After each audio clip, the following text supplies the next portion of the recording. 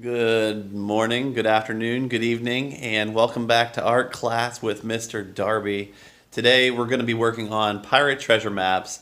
What I decided to do was grab an old map from any kind of trip that you might have taken back before we used Google Maps or MapQuest. I don't know what other program or app is out there, but and a paper map. So a real map, one that you could highlight with a marker to go down the road, and then we take that, cut out the pieces that we like of it, and then turn it into a treasure map where we can add obstacles.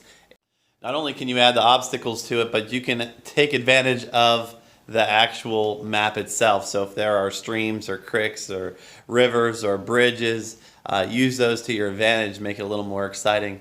And if you don't have a map, you can see me because I have maps. So I can hand them out and we can cut them down and get you some shapes that you can get started with. But don't forget, if you have any issues with maps or any other art supplies, you can always reach out to me. Email me at the school email. Okay, thank you.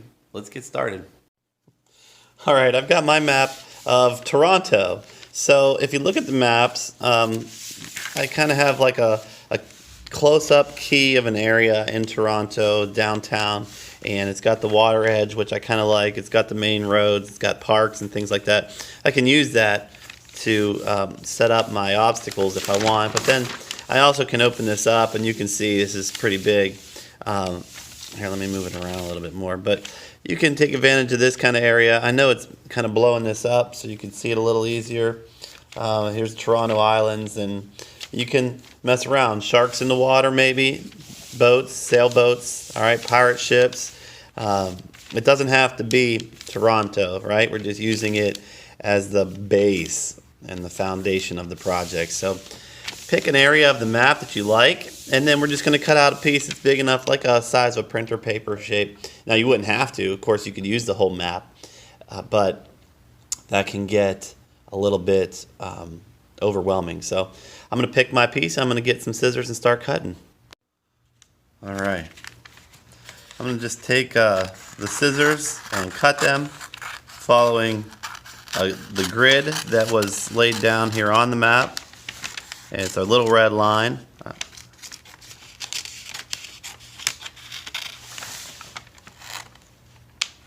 Probably right about, go one more, right here. That's good. And then I can come over here, cut a little more.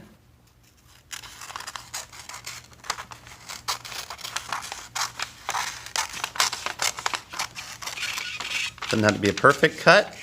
We will try to burn the edges up, the edges with a match later on.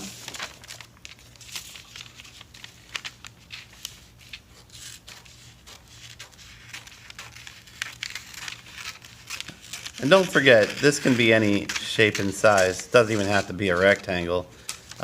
Maybe I'm being too traditional by making it a rectangle, but here's my paper. All right, so on that paper, I'm going to outline my edge of the water. I'm going to outline the island that I picked out, and I'm going to look for little details in the map that I can use to make my treasure map outline my directions, all right, where I want them to go. I can use streets that are already there, and I don't have to use streets that are already there. I can cut through town however I want. This is a neat background for it, okay?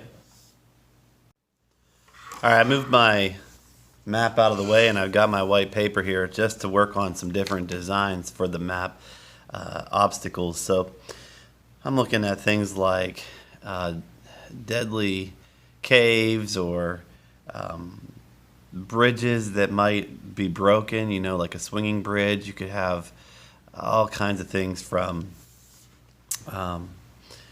sharks in the water and pirate ships and palm trees, and I guess it doesn't even have to be tropical, right? We can go with mountains and avalanches, and it's kind of where I need you guys to have some creativity to do something that you've never seen done before, okay? So I was thinking if I want to. Now I use two different styles of Sharpie marker.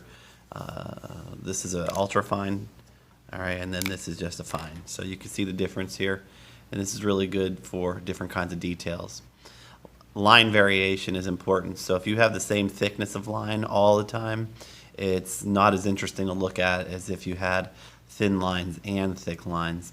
And you could go with even thicker lines if you had the markers to do it, but that might not work out so well on our map. So if I think about what shapes I might do, I can add a pit to my map. You can make it any shape you want to, but then you can just kind of make an extra line here so that when you make your pit, that's like the wall of the pit, the edge of the pit, and then you would darken this in. You could put some spikes down in here if you wanted to. All right, kind of drawing some spikes if you like that. I don't like that actually, so I'm just going to fill it in. All right. So here I have just a hole. You can add a hole. If you do mountains, the mountains don't have to be really impressive to make your point. Kind of like that, right? You could have a swinging bridge. So maybe you have a bridge, which would be two lines that are parallel, and then two lines that go straight up at the ends. All right. And then you could actually take diagonal lines across them and make it look like a bridge. So maybe you have a swinging handle on the bridge like this. Maybe you put spears at the top of the corners. All right. The river would go underneath it, or the road, or whatever you want to do. It's up to you. So you can be creative there. You can make a cave, which is pretty easy to make, like a rainbow shape, and then another rainbow shape in here, like this, to make your cave. And you can put rocks outside it, however, if you like some rocks. And then inside, again, kind of like we did with this, all right, on the side, and we can just darken it in. You can make your cave shape any shape you want to. You can even put a little grass here, right? You can add some grass. Put a tree up on it if you want to. Stuff like that, maybe one over here, right? So you have a cave, all right? Then you don't forget, if you have water or you want to add water, you can make it just a lot of U shapes, right? Like this. You can make a shark coming up out of it if you wanted to. This would be like the mouth of a shark, open. Yuck.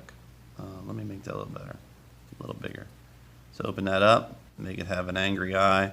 Give it a fin back here, right, if you want to. And that would be all right. I don't really like that shark, but that's okay. First try is not always the best. You could just do like little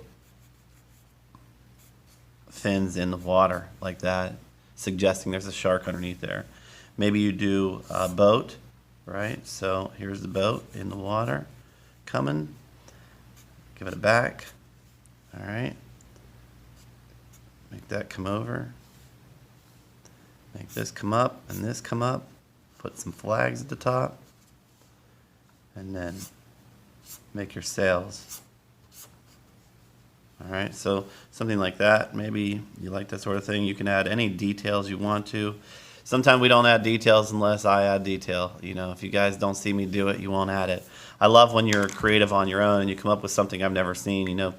Kids will come out with some monsters. Maybe it's an inner city map and you want to put some skyscrapers here like this. And I had one of our friendly artists from actually going in the first grade this year make a really cool city this summer, and he had a monster coming out from behind the city. So maybe you do that. Maybe you make a monster, and I can just kind of put some fingers here, right?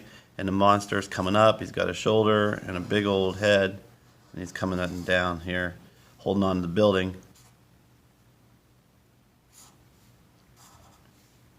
And he's got a big ugly mouth with some sharp teeth. You got to figure out, how do you get around that guy? He's mad. Give him some horns if you want. All right, so there's a lot of different things we can do, adding windows into buildings if you want to. More detail is better, all right? If you're sitting at home and you have time, look, I don't know, why you're in a hurry to finish art projects, but we try to hurry through these so much, and we don't need to.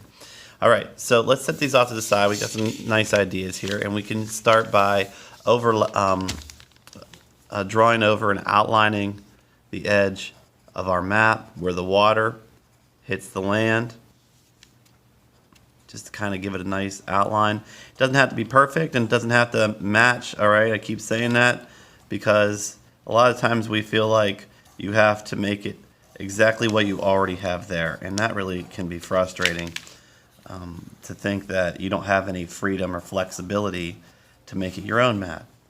So we know it was Toronto because I said that, but now it's your own land. Now it's your own space, okay? So I'm going to go all the way to the edge of the map over here and make my outline.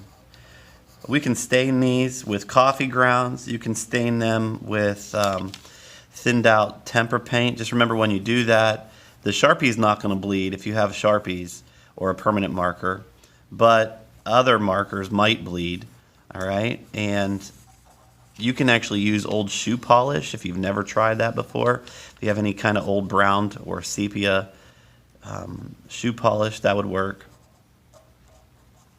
This is a difficult island to outline, so I'm making it up, okay? Couple islands, I guess. It's cool because if we were just going to design these for ourselves, we might not have been this creative with islands, right? And then one more here. Okay, and so we have our outline for our edge, but then we can also outline the rest of our project. So maybe you find roads you want to take. I'm going to outline the roads for the actual directions on the map to get to the treasure. First, I have to do a couple things. X marks a spot. Where do I want the treasure to be? Where are we starting on our map? You know, maybe we want to pick a place in town that we have to start. Maybe you can't go straight there because of an obstacle. So take some time and draw your obstacles. I'm going to just go ahead and start up here, Upper Canada College. So I might maybe make this my fort.